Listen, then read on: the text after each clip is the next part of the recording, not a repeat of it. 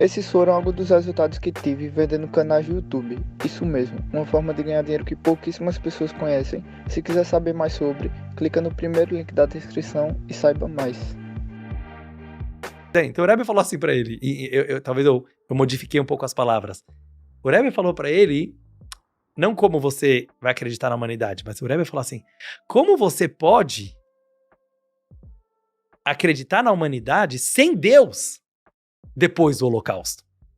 Então a resposta que o Rebbe queria falar, na minha humilde opinião pra ele, era assim, claro que é difícil entender como Deus deixou 6 milhões de judeus morrerem no Holocausto. A gente não sabe a resposta. Como Deus deixa tantas pessoas morrerem de pobreza no mundo? Não sabemos a resposta e temos que assumir. Eu não gosto, sabe, de rabinos ou de pessoas que tentam justificar o sofrimento humano como uma punição divina. Certo. Um castigo divino. É muito fácil, sabe? Você falar, foram castigados com seu tsunami porque faziam idolatria. É muito fácil essas respostinhas, entendeu? Sim. Então, assim, existe sofrimento, porque existe sofrimento e os grandes santos sofriam também. Não está no nosso campo racional, intelectual, de entender a dor, o sofrimento e certas injustiças que acontecem no mundo. Por outro lado, a grande questão judaica, e você pode encontrar isso em vários lugares da Bíblia, é não ser um advogado de Deus perante a humanidade. Eu vou explicar isso aqui melhor. Muita gente acha que ser uma pessoa religiosa é ficar justificando Deus o tempo inteiro. Né? Então assim, por que é que aconteceu tal coisa? Não, Deus tem os seus motivos, ele fez isso, porque as pessoas estavam se assimilando, estavam se afastando, estavam pecando. Quando você pega na Bíblia hebraica, pelo menos, você pega os grandes líderes como Moisés, Abraão, eles faziam o contrário. Quando Deus quis destruir Sodoma e Gomorra, que eram cidades extremamente pecadores e promíscuas, você pega Abraão, que era o primeiro judeu, que não tinha nada a ver com os moradores daquela cidade, e virou para Deus e falou, Deus, como você vai eliminar uma cidade inteira? E ele fica lá, páginas e páginas da Bíblia, tentando convencer Deus não matar os pecadores.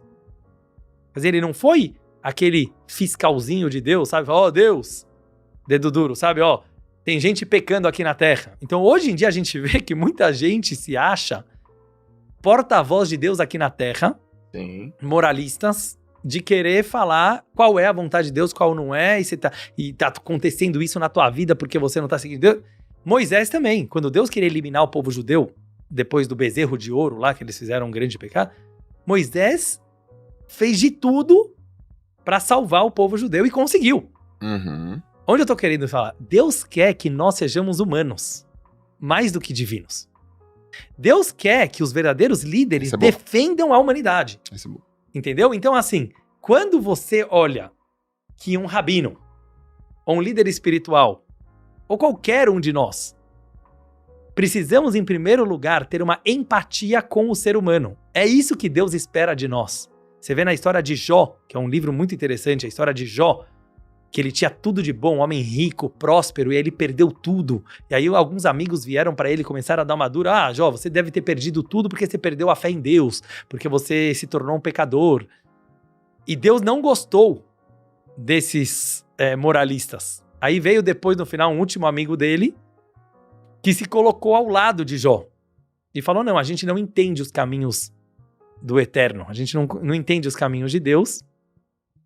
E você tem que perguntar para Deus, Deus, por que você está fazendo isso comigo? Ou seja, um judeu, ele briga com Deus. Deus briga. Pode brigar com Deus. O cara não briga com a esposa, às vezes? Não briga com os filhos? Com quem você gosta, você briga.